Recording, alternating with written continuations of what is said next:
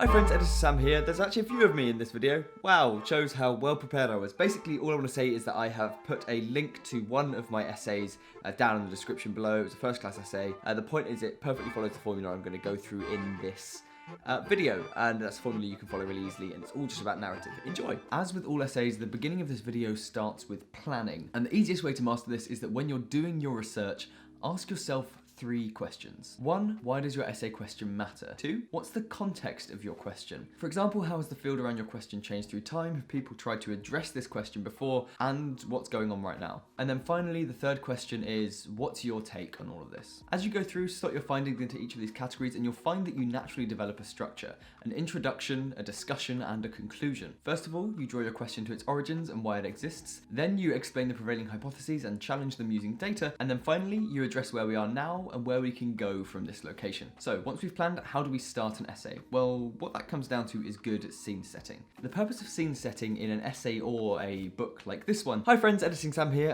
While I love the introduction to this book, I thought I would spare you guys the minute and a half it took me to read it. However, if you do want me to read it to you, you could very easily subscribe, and then maybe one day, if there are enough of you, I'll go, cool, it's time to do story time with Sam. Anyway, back to the video, is to set up the norm and the feeling of the world to allow us to highlight the missing pieces and then address why those pieces matter. It also gives us the chance to create actors and provide context to what's going on.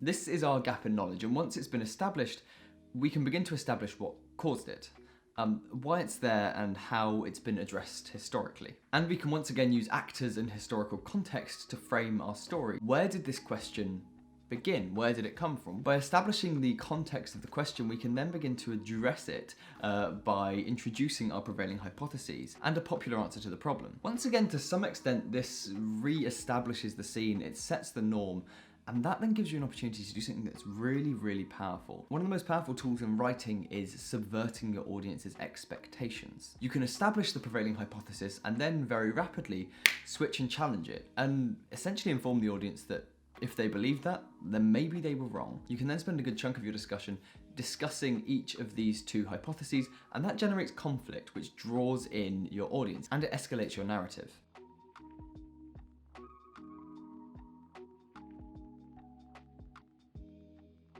After we've established this conflict and this challenge, we need to be analytical and determine which of these hypotheses is perhaps the most accurate. And the way I generally do this is to use contemporary evidence.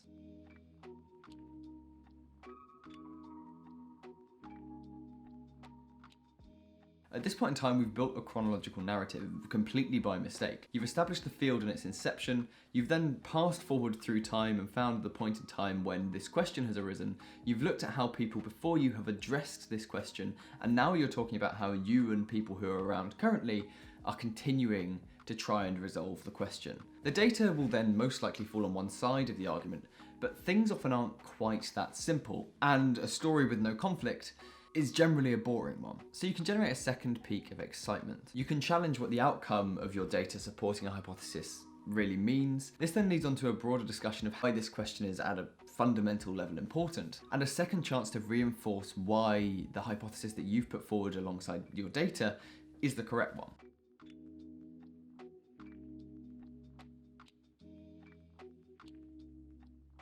And finally, we end up in our conclusion, which is an opportunity to establish what's changed because of your findings and what's still missing. Perhaps it was a simple solution all along, or actually you'd found yourself with a question that is incredibly complicated with no real answer.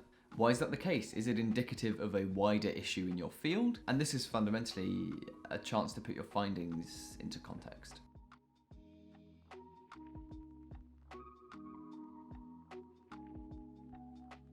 By structuring an essay like this, by generating conflict, by repeatedly setting the scene and then destabilizing that scene, you've created a narrative driven by conflict, essentially with 2 peaks. to keep the audience engaged in reading your essay, where the reader can recover and contextualize what you've been saying prior to it, and you've produced and provided a satisfying denouement at the end of your essay. Essentially, these are all big words for basically saying, by structuring your essay around setting the scene and then unsettling that scene with conflict, you're just producing an engaging story, because an essay should be a story. You're not listing facts, and you're not putting the pros of one side and the cons of another repeatedly. Now, this is obviously only one way to write an essay and utilizes a chronological narrative. But actually, one of the most important things in all of this is that you mention actors by name. You mention people, because most questions and problems are very human questions, and people can relate to historical events, they can relate to historical people, and it facilitates you to tell your story better,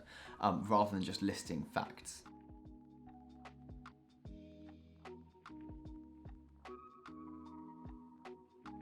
And finally, the last thing to help you with structure is, as I said earlier, to split your essay into 3 sections: your introduction, your discussion, and your conclusion. However, I also generally like to split my discussion into 3 sub-areas.